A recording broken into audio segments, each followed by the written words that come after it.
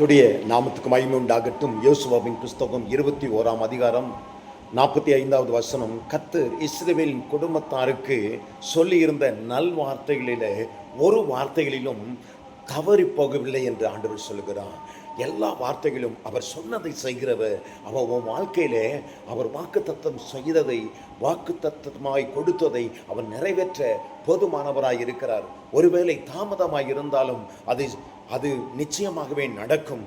நிச்சயமாகவே ஆதியாகமம் 28:15 சொல்கிறது, ஆண்டவர் சொன்னதை நிறைவேற்ற வரைக்கும் நான் உன்னை கைவிட மாட்டேன் என்று சொல்கிறார். யோசுவாவின் புஸ்தகம் 1ஆம் அதிகாரம் 5வது வசனம் சொல்கிறது, நான் உன்னை விட்டு விலகுவதும் இல்லை, உன்னை கைவிடுவதும் இல்லை என்று சொல்கிறார்.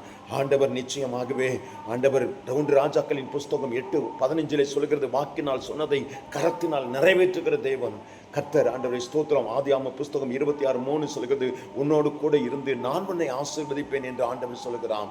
நான் சொன்னதை நிறைவேற்றுவேன் என்று எசேக்கியா தீர்க்கதரிசியின் புஸ்தகம் 22ஆம் அதிகாரம் 14வது வசனத்திலே சொல்லுகிறது, கர்த்தர் சொன்னதை நிறைவேற்ற வரைக்கும் கைவிட மாட்டார். சோர்ந்து போகாதே.